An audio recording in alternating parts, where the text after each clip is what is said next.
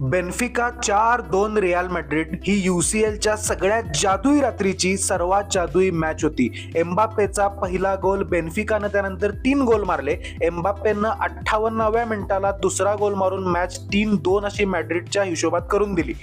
त्यावेळी परिस्थिती अशी होती की मॅड्रिड टॉप 8 मध्ये कशी तरी होती. स्पोर्टिंग लिस्बननं जर त्यांची मॅच जिंकली तर मॅड्रिड टॉप 8 मधनं खाली होणार होती आणि बेन्फिकाला फक्त एकच गोल पाहिजे होता टॉप 24 मध्ये फिनिश करायला. आणि शेवटच्या 5 मिनिटात 2 मॅचेसमध्ये नाट्यमय घटना घडल्या. ॲथलेटिक बिल्बाओवरती स्पोर्टिंग लिस्बननं 95व्या मिनिटाला गोल मारली. ते टॉप 8 मध्ये वरती आले. रियाल मॅड्रिड 9व्या नंबरला आली आणि अशा वेळी निदान रियाल मॅड्रिड ड्रॉ करेल अशी लोकांना अपेक्षा होती, कारण 16 पॉईंट घेऊन रियाल मॅड्रिडला अजून सुद्धा टॉप 8 करणं शक्य होतं.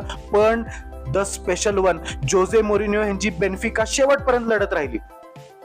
शेवटच्या 5 मिनिटात बेजबाबदारपणानं 92 आणि 97व्या मिनिटाला असेन्सिओ आणि रॉड्रिगोनं रियाल मॅड्रिडकडून रेड कार्ड घेतलं आणि 98व्या मिनिटाला बेन्फिकाचा गोलकीपर ट्रुबिननं येऊन गोल मारला आणि मॅड्रिडला टॉप 8च्या तर त्यानं बाहेर ठेवलंच आणि बेन्फिकाला टॉप 24 मध्ये फिनिश करून दिलं.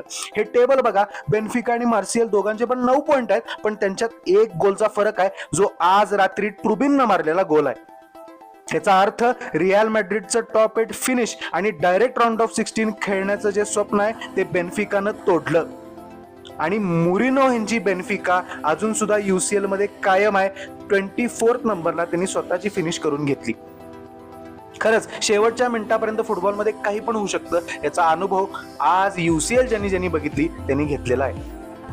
व्हिडिओ शेअर करा, तुमच्या फुटबॉल वेडा फॅनला लाईक करा आणि अशा व्हिडिओसाठी दैनिक फुटबॉलला नक्की फॉलो करा.